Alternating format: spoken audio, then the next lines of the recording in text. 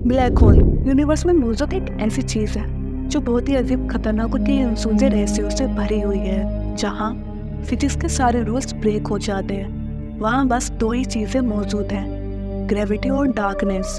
Black hole की gravity इतनी powerful होती है कि वो स्पेस में मौजूद लाइट को भी अब्सॉर्ब कर लेती है। इसी वजह से हमारा ब्लैक होल देख पाना इम्पॉसिबल हो जाता है। एज यू नो, जब किसी ऑब्जेक्ट पर लाइट पड़ती है तो वो रिफ्लेक्ट होकर हमारे आइज तक पहुंचती है, जिस वजह से हम उस ऑब्जेक्ट को देख पाते हैं। बट ब्लैक होल स्पेस में ट्रेवल कर रही लाइट को अपने अंदर अब्सॉर्ब कर लेता है, तो उसका हमें विजिबल हो पाना नामुमकिन हो जाता है। मोस्टली ब्लैक होल्स यूनिवर्स में तब बनते हैं जब स्पेस में प्रेजेंट कोई जायंट स्टार अपने एंड की ओर होता है। फिर उसके अंदर का फ्यूल धीरे धीरे कम होने लगता है, जिसकी वजह से उसकी न्यूक्लियर फ्यूजन की पावर वीक हो जाती है और ग्रेविटेशनल पावर बढ़ने लगती है।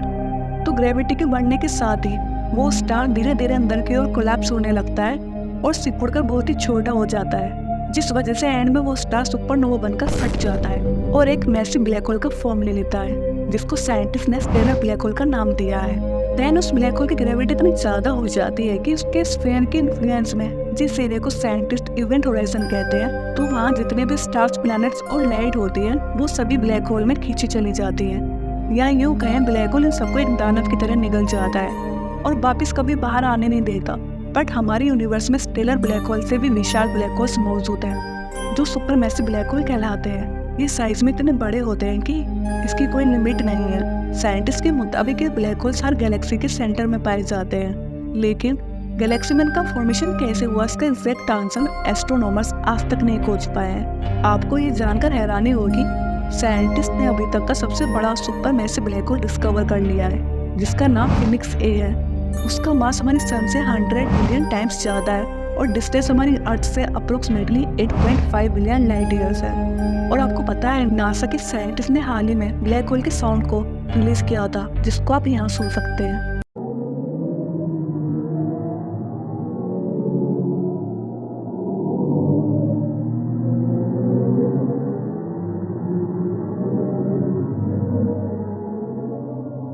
वैसे तो स्पेस में साउंड ट्रेवल नहीं होती, बट साइंटिस्ट ने ब्लैक होल में हॉट गैसेस की वेव्स से प्रोड्यूस साउंड को रिकॉर्ड किया था।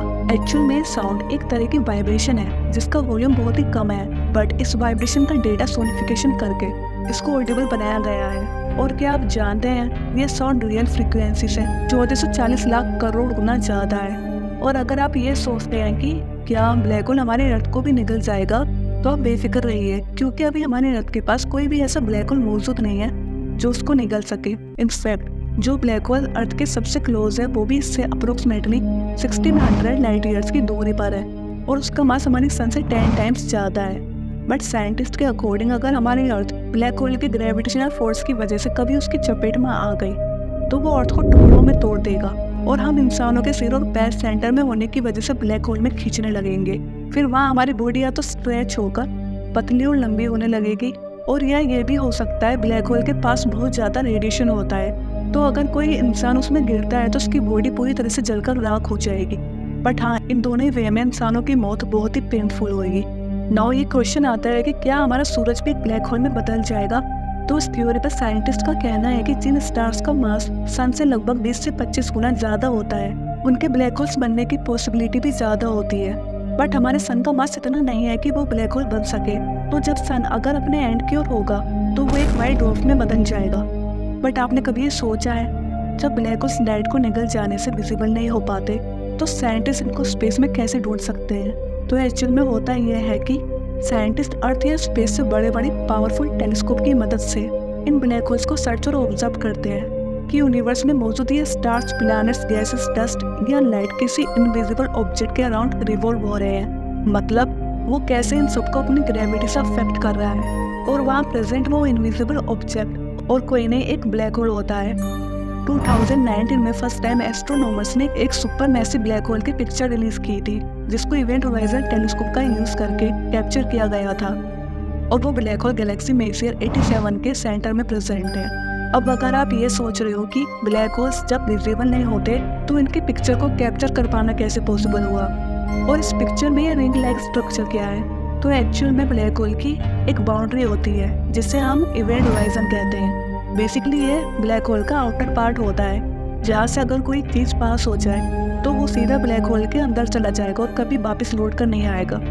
तो अगर ब्लैक होल कोई स्टार और प्लैनेट को अपनी तरफ खींचता है तो उनको कोलैप्स होना शुरू हो जाता है, जिसकी वजह से उनका सारा मैटर ब्लैक होल के अराउंड फैल जाता है। फिर उससे वहाँ एक डिस्क फॉर्म हो जाती है जिसको साइंटिस्ट अक्रीशन डिस्क कहते हैं। इस अक्रीशन डिस्क में स्टार्स, प्लैनेट्स, इन सब की डेब्री और गैसेस प्रेजेंट होती है जो इवेंट होराइजन के अराउंड ब्लैक होल के ग्रेविटेशनल फोर्स की वजह से तेजी से घूमना स्टार्ट कर देते हैं। जैसे ही वो बहुत तेजी से घूमते हैं तो उसके साथ में उनकी हीट भी बढ़ना शुरू हो जाती है, जिसकी वजह से अक्रीशन डिस्क ग्लो होने लगती है। तो इस डिस्क को साइंटिस्ट ने टेलीस्कोप की मदद से डिटेक्ट किया और ब्लैक होल की इमेज कैप्चर कर पाने में कामयाब हो पाए। बट ऐसे ही हर ब्लैक होल के पास ही अक्रीशन डिस्क नहीं बनती, जिस वजह से ब्लैक होल को देख पाना इतना मुश्किल है कि साइंटिस्ट अब तक ब्लैक होल्स के 2 ही पिक्चर कैप्चर कर पाने में सक्सेसफुल हो पाए हैं, जिनका नाम M87 और सेजिटेरियस A है।